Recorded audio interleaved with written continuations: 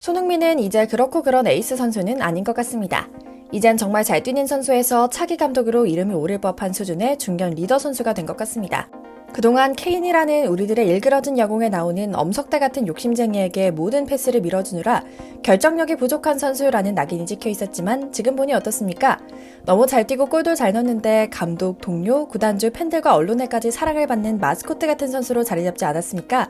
자신의 골과 어시스트를 매경기 몰아넣는 것은 물론이고 어떻게 보면 대면 내외할 수밖에 없는 심판이 챙기는 모습으로 언론의 스포트라이트를 받은 것은 기본이고요.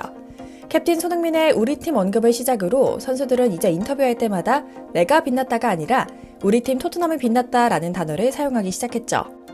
뿐만 아닙니다. 감독에게 손흥민은 이제 더 이상 골을 넣어야만 하는 선수라기보다는 중원에서 팀을 지휘하는 또 다른 감독 자신으로 대하는 것 같습니다. 자신의 지휘 철학을 정확하게 이해하는 데다 알뜰살뜰 선수단 정서관리까지 챙기고 있으니 그도 손 선수도 서로의 귀인을 만났다고 할 수 있겠죠.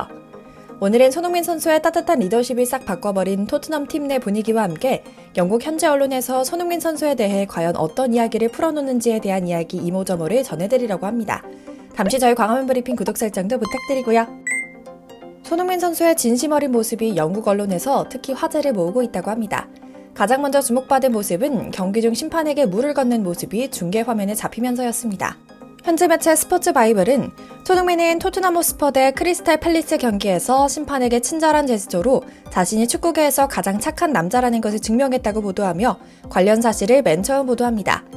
손흥민은 지난 28일 10라운드 크리스탈 팰리스, 일명 수전공 팀과의 경기에서 결승골을 기록하며 2대1로 승리해 2위인 맨시티와 승점 5점 차인 1위를 유지할 수 있었는데요. 이 골로 손흥민은 올 시즌 리그 8골을 기록했고 득점 선수인 맨시티 홀란드의 9골을 바짝 추격할 수 있었습니다.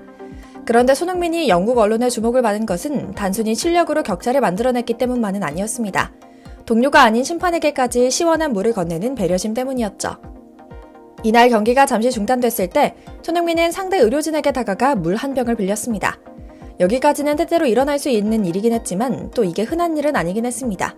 워낙에 애교 많고 사람들에게 두루 사랑받고 있기 때문에 가능한 일이긴 합니다. 그런데 여기서 물을 한 모금 마신 손흥민은 곧바로 심판에게도 이를 건넵니다. 혹시나 모를 편파 논쟁 때문이었는지 주심은 거절했지만 손흥민의 배려에 고마운 듯 미소를 지었죠. 또 다른 스포츠 전문 매체 풋볼234TV도 이 같은 소식을 전하며 손흥민이 의료진으로부터 물 한 벽을 받아 심판에게 권했다.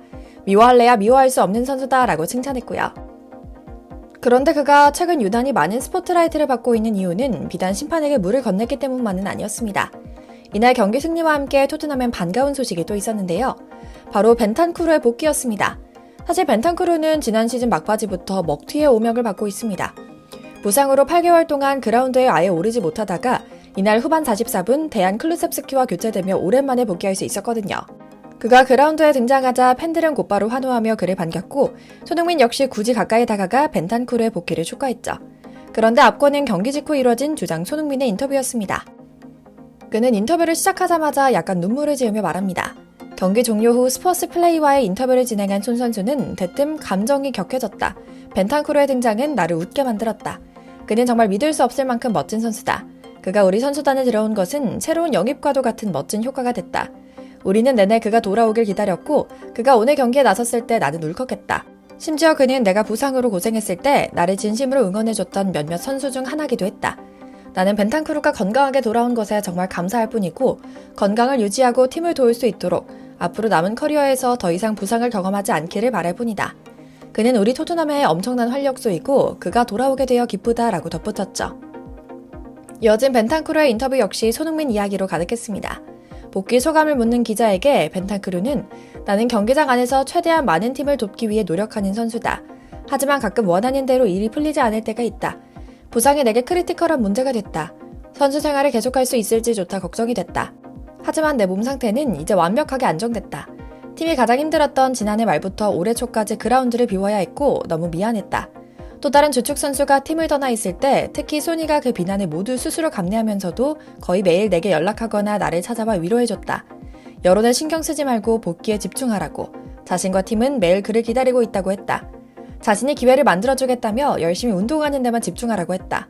이번 시즌 진정한 캡틴으로 성장한 소니를 만나 마음을 안정시킬 수 있었고 회복도 성공적으로 마친 것 같다라고 밝혔는데요. 이어 팀에서의 각오도 전합니다. 나는 계속해서 나를 심적으로나 경기적으로 믿어준 손흥민과 포스텍 감독이 있는 토트넘 호스퍼에 집중할 것이다. 폭풍 같은 순간은 이제 다 지나갔다. 지난 8개월 동안 불안하고 무서운 시간을 보냈지만 지금부터는 토트넘과 소니가 도와준 만큼 건강한 몸 상태로 다시 좋은 성과를 만들 수 있을 것이라고 생각한다 라고 다짐했죠.